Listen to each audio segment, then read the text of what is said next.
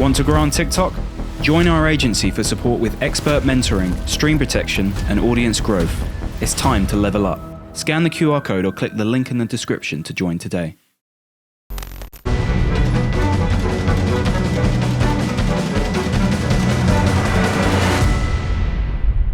Eamon Khan here for Seconds Out in London with Boxxer CEO Ben Shalom. Ben, announcements being made, shows announcements being made as well too. Busy end of the year and heading into the start of the new year. How you feeling? Feeling good. I mean, not as many British shows as we'd have liked this year, if I'm honest, at the start of the year. So we want to make that right next year, and we want to show an intent from the start and make sure that we have some big British nights. So delighted, obviously, to get another couple over the line over the past few days, and I'm very, very excited. Touching on, of course, next week, December 14th in Liverpool, headlined by Tasha Jonas, collision course for the expected. She's got to get through Ivana Habazin, but the fight between Jonas and then Lauren Price there. The card, talk me through that card and the expectation of how many will be in the arena come fight night as well. Look, we're at the convention centre, so Natasha had no problem selling that out. It's obviously a homecoming for her. It's a huge fight. I think Habazan is being completely overlooked, probably because we called it collision course and probably because people are talking about Lauren against Natasha. But Habazan's coming to win, and every time with Natasha Jonas, you think, is this the fight where we're going to see signs of her slowing down? And we never do, and we don't, and that's a credit to her, and that's a credit to how she prepares for fights. And I think this is one of those fights because Habazan's a real dangerous opponent out that way, and an established champion, and she's going to have to be at her very best to come through. And look, we represent Natasha, we represent Lauren. Of course, from a British boxing point of view, Lauren and Natasha will be the fight that fans want to see. I think women's boxing needs those big fights, and that's an absolutely huge one. But equally, Habazan will fight Lauren Price if she wins. True Grit and Natsu, headlined by Callum Simpson against Steed Woodall. I believe Callum Dubois features on that card as well too. But getting Callum Simpson out, he's had a good year in the ring. Outside of the ring, he's obviously had some tragedy, but looking to just keep him in the ring, keep him active, and keep him climbing the ladder. We do, but this isn't just a keep active fight. You know, this is, obviously you've touched upon, he's been through a lot in the past few months, and we did say to him, look, do you want some time out? Do you want to look at something else? You know, we were happy to support him. Sometimes it's just about getting back in the ring. But he's like, no, I want the best available. And Steed Woodall in the UK scene is the best available. Coming off the big knockout win against Lerone Richards, the dream of going back to Oakwell is very much there in May for the full stadium. So to want a headline, to want to take a risk such as Steed, to want to take on someone with a lot more experience, someone that struggled for their opportunities and is extremely hungry for it, is testament to where he's at, testament to his belief, testament to his character. And it's going to be an unbelievable atmosphere in there on January the 11th. I mean, his fans are something special, and this place is only small. I think Matchroom have been there a couple of times, and or at least once, and I think Izzy goes there a bit with GBM, and so we're excited to go. The main arena wasn't available. We go to the Cannon Arena. Caroline Dubois obviously back against Jessica Canberra in hopefully what we fight for the full world title, and so it'll be a great card on January, and a great fight as well. And as I say, I know Steed a little bit. He obviously fought on our show, beat Boris Crichton. To see what he did to do with Lerone Richards was impressive. He's always been on the radar, Steed, in terms of you've always heard about him, and obviously he's fighting in the States, and then maybe a struggle to get those opportunities from the UK promoters. So what an opportunity he's been handed on January the 11th against someone like Callum Simpson. So yeah, great fight, great British fight, great British card, and something I'm really looking forward to kick off the new year. Adam Azim as well, the announcement has been made. He's taken on Lipinets for the IBO title. It seems like that Ahara Davis fight really was the point of no return for him, and the assault towards getting the IBO respected enough. But those true proper world titles is really going to happen for him in 2025. Yeah, it's sort of the last title that you can get before you take one of the full ones. And just the speed at which he wants to move. He said he wanted Formula 1 champion. We said to him, what about Lipinets? He said his eyes lit up. And obviously we saw what happened with Robbie Davis. He'll be looking to put that right. A guy that's only ever lost to Boots Ennis and Mikey Garcia, a guy, a former world champion. What a name to have. And yeah, I sometimes think, geez, I've known this guy years now, but he's still only 22. And the rate at which he's moving is just phenomenal. I don't think he got enough credit for becoming the youngest European champion of all time. I don't think he gets a credit for the poor performances he's putting in. I don't think he gets enough credit for the way he's developing and maturing. But we'll see. And February the 1st is a big test. And there will be a lot of people thinking this is a real opportunity for Lipinets as well. And yeah, another great fight, another potential superstar of the sport, and someone that I'm really looking forward to seeing in the ring on February the 1st.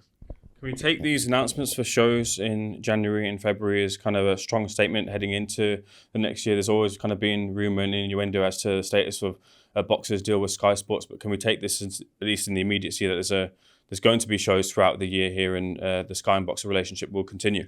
Absolutely, and no rumours from us. I think ultimately you have to invest in the sport at the start. We started on Sky with nothing, in terms of stable-wise. A lot of the fighters are starting to come into their fruition. The Vidal Riley, who returns from injury, Caroline DeBra, Lauren Price, Adam Azim, Callum Simpson, Ben Whittaker will headline for the first time.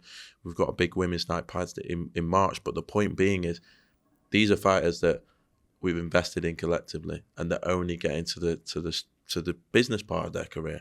And yeah, it was always going to be a big battle at the start. We have a budget that isn't the same as the big as the DAZNs and the other promoters, but we develop talent, and we think we've got some really big superstars in our stable for the future of the sport. I think it's absolutely vital for the health of the sport. And as I say, those rumours have followed me around for a long time since I had the license, and around when we would stop or when we would start, and things like that. And for us, we've actually never been in a stronger position, not with our stable, with the fights that we're able to make now, with the fights on Riyadh season as well. And yeah, it's an exciting time for boxing, for British boxing, and the Sky Sports schedule as well. Can you say as to when the deal is up, and as to any conversations on extending the deal any further? Are you able to elaborate on that? Yeah, I think for us it's the conversations around the level of investment. You know, we want to be able to compete. There's huge investment going into the sport. Obviously, DAZN are a sole boxing channel, and that's probably the difference, in the sense, of course, you know, all their subscribers are based upon boxing, really, especially in this country. And so the conversation isn't about if, it's about level of investment and whether we can step up, and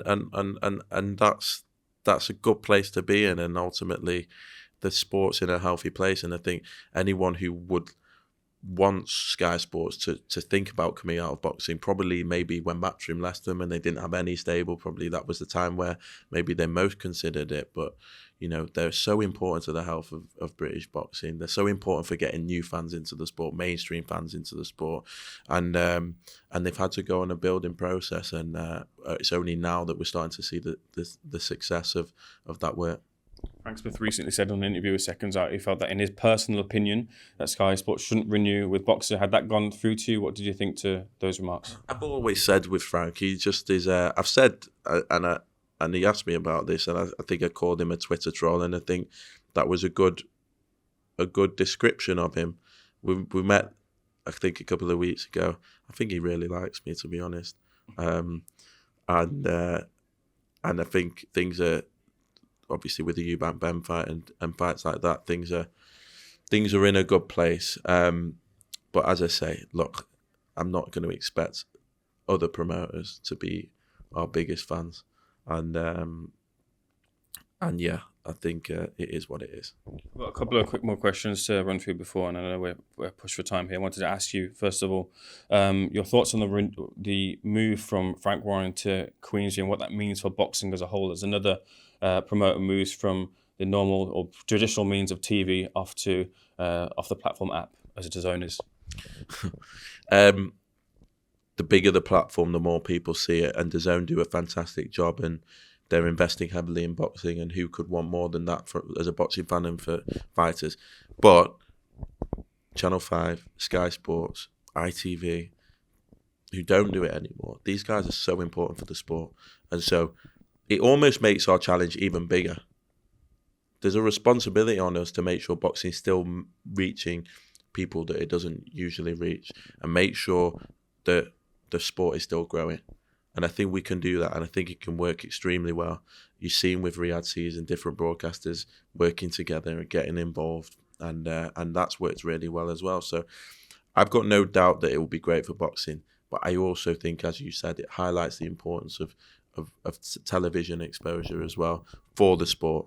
I think it's never been in a better place thanks to His Excellency and Riyadh season in terms of the top end, but where are those stars coming through? Where's those development? It's not a secret as to how the stars have become stars. Fighting regularly in front of big audiences and taking the right tests at the right times, and that still has to happen for this sport to grow. And that's something that we're very passionate about. That's something that I think all boxing fans recognise, and it's just about getting the balance. Have you seen Robert Smith's recent statement regarding Conor Benn's expectation that he would be licensed? There's no real reason for him to not be licensed now, and it seems like the path is now clear for the Eubank Jr. Conor Benn fight to commence. Is that, from your understanding, the point of view? And have you put that offer towards Conor Benn as his team, as you stated you would do? Yeah, look, I think it's their team that's being stupid, not Chris. Chris knows his value. He's a proven pay-per-view star. He's been earning 7 figures for years and years and years. He's walked away from fights, many big fights, as we know, with Golovkin and Canelo. But I've seen the comments around whether it's our side that's sensible. It's whether their side's sensible. I think Chris is willing to give up a lot, to be honest. And if not, he's told me to make the Lara fight and make the world title fight, and that's very exciting for a boxer to be able to fight for a world title again. So as a promoter, it's frustrating because it's such a big fight. Of course, it's the one that the promoters want, but ultimately, it's their side's gonna have to be sensible, and then the fight can happen. Final thing, very last thing, I promise you. Martin Bakole doesn't feature on that latest Riyadh season card. Can you say as to why Bakole isn't on that card? We were looking at a last minute push for it, but we felt that, if I'm honest, and this was with His Excellency and Dr. Rakan, that it perhaps would get lost. It's such a great card, but we're very close now on Ajagba. He's going to be the first fighter, I think, that doesn't run from a Martin Bakole fight. We're very close, which is great. I think it can happen in the UK. I think it will happen in the UK. As I say, it was close to happening on February 22nd. In the end, it just didn't make sense given the amount on that card, which I think you can see.